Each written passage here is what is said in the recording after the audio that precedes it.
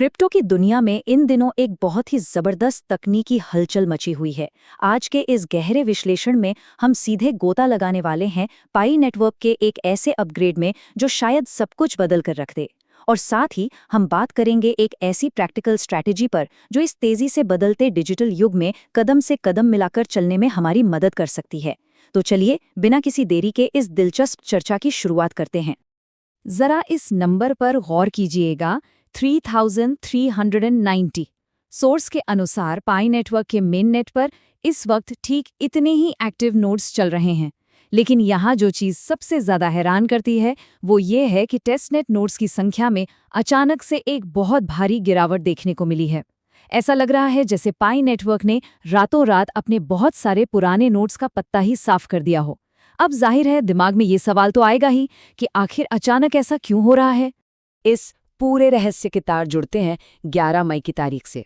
Source का दावा है कि इस दिन पाई नेटवर्क का पूरा ढांचा ही बदलने वाला है, मतलब एक टोटल सिस्टम ओवरहॉल। और सबसे अहम बात यह है कि जो नोड्स खुद को इस नए सिस्टम के साथ अपडेट नहीं कर पाएंगे, उन्हें हमेशा के लिए पीछे छोड़ दिया जाएगा। कोई रियायत नहीं, नेटवर्क में टिके रहना है तो नए सिस्टम के साथ चलना ही पड़ेगा। और इस पूरी उथल-पुथल के पीछे जो सबसे बड़ा तकनीकी कारण है, या कह लें जो मेन कैटलिस्ट है, वो है प्रोटोकॉल 23। देखिए, ये कोई छोटा-मोटा सॉफ्टवेयर पैच या रूटीन अपडेट नहीं है।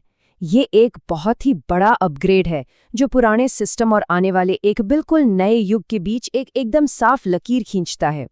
ये इतने बड़े फंक्शनल बदलाव ला रहा है जिसकी वजह से पुराने और आउटडेटेड नोड्स को नेटवर्क से जबरदस्ती बाहर किया जा रहा है। इस पूरे तकनीकी बदलाव को समझने के लिए सोर्स ने एक बहुत ही कमाल का उदाहरण दिया है।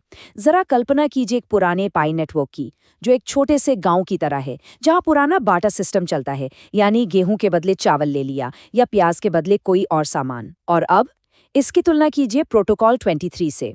ये एक ऐसा अपग्रेड है जैसे अचानक से उस गांव की जगह एक आधुनिक हलचल भरा शहर बस गया हो, जहां बैंक्स हैं, बड़े बड़े प्लाजा हैं और शानदार शॉपिंग मॉल्स हैं। चलिए इस गांव वाले पहलू को थोड़ा और गहराई से समझते हैं। पुरानी व्यवस्था में पूरा फोकस मुख्य रूप से सिर्फ और सिर्फ बेसिक माइनिंग पर था। यूजर्स बस कॉइन माइन करते थे और बहुत ही साधारण तरीके से एक दूसरे के साथ लेन देन करते थे। मतलब इसकी फंक्शनल यूटिलिटी बहुत ही सीमित थी, बिल्कुल वैसे ही जैसे एक गांव में अपनी फसल के बदले दूसरी फसल लेने के अलावा ज्यादा कुछ करने को होता नहीं है। लेकिन अब आइए चलते हैं इस नए शहर की तरफ। प्रोटोकॉल 23 के साथ नया पाई नेटवर्क पूरी तरह से ब्लॉकचेन इंटीग्रेशन लेकर आ रहा है। अब इसमें नए एसेट्स क्रिएट करने की क्षमता होगी, एडवांस स्तर की खरीद बिक्री की जा सकेगी और सबसे बड़ी बात, इसमें फुल फ्लेज्ड क्रिप्टो एक्सचेंज वाले फीचर्स होंगे। तो जो गांव अब तक सिर्फ माइनिंग तक सीमित था, वो अब एक पूरा कमर्शियल हब बनने जा रहा है। अब इन सभी मेटाफर्स और बड़ी बड़ी बातों के बीच हमें ज़मीनी हकीकत यानी मार्केट को भी देखना होगा। सोर्स की रिपोर्ट के मुताबिक पाई का मौजूदा प्राइस पॉइंट $0.1790 के आसपास बना हुआ है। ये नंबर हमें याद दिलाता है कि भले ही तकनीक कितनी भी तेज़ी से अपग्रेड क्यों ना हो रही हो, हमें बाजार की वास्तविकता से जुड़े रहना चाहिए। लेकिन जो चीज़ सच में हैरान करती है वो ये है कि इतने बड़े तकनीकी बदलावों और अनिश्चितताओं के बावजूद पाई नेटवर्क ने बाजार में लोगों का जबरदस्त ध्यान खींचा हुआ है। सोर्स का डेटा दिखाता है कि लगभग 89,000 ट्रेंडिंग कॉइन्स में से पाई नेटवर्क मोस्ट विजिटेड कैटेगरी में टॉप 5 में अपनी जगह बनाए हुए है। ये साफ तौर पर दिखाता है कि इस प्रोजेक्ट को लेकर लोगों में कितनी गजब की उत्सुकता है।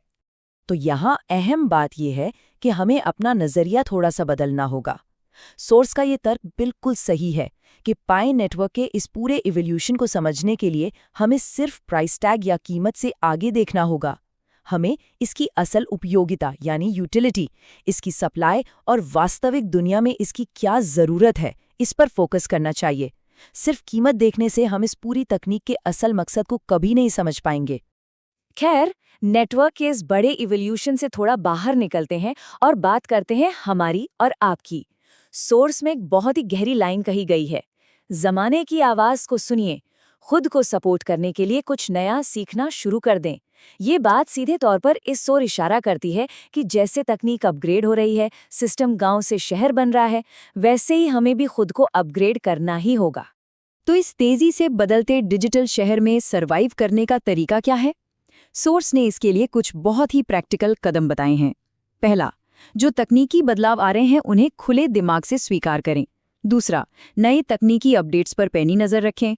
और तीसरा, जो शायद सबसे जरूरी है, आधुनिक डिजिटल स्किल्स हासिल करें।